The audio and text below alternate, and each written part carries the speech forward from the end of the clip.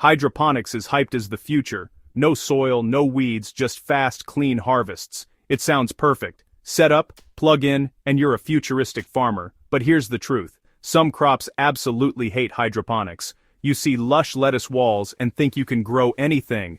But try root veggies, or pumpkins, and you'll get nothing. Or worse, sad, mutated produce.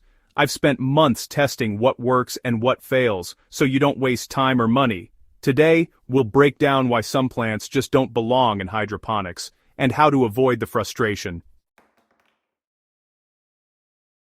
Let's talk about the worst offenders: carrots, potatoes, and beets. These root crops need soil's resistance to form properly. Without it, they grow long, skinny, and split. In hydroponics, roots have no structure to push against, so you get tangled, flavorless messes. Potatoes need darkness to form tubers. In water, they turn green and toxic. Beets become weirdly shaped and never fill out.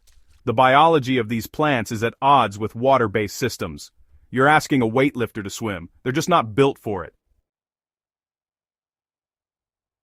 Corn is tempting, but it's a hydroponic nightmare. It's a heavy feeder, needing huge amounts of nutrients and deep anchoring. In water, roots can't spread, stalks topple, and you're constantly adjusting nutrients. Pollination is another headache. No wind means you have to do it by hand, often with poor results. The result? Weak stalks, underdeveloped cobs, and a clogged system. Corn thrives in soil, not in a tank. Save yourself the trouble. Let corn stay in the field.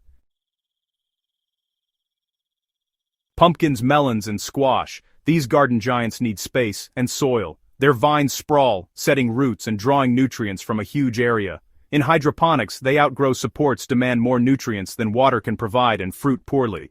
You'll get lush leaves but sad, half-formed fruit. It's more engineering than gardening and rarely worth the effort. For heavyweights, soil wins every time.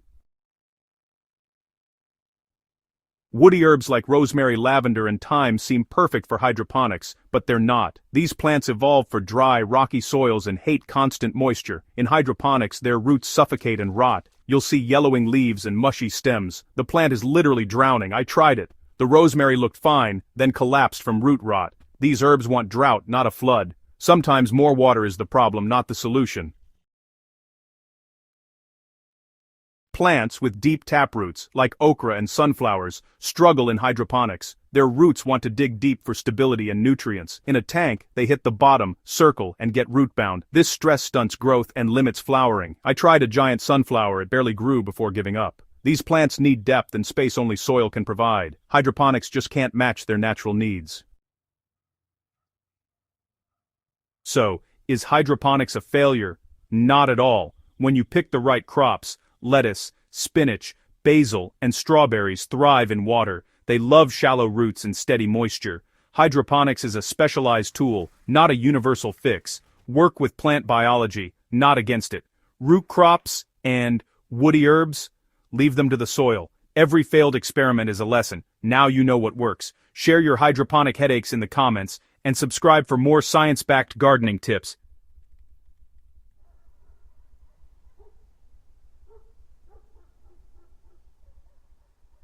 Nergens in mijn journey derlate.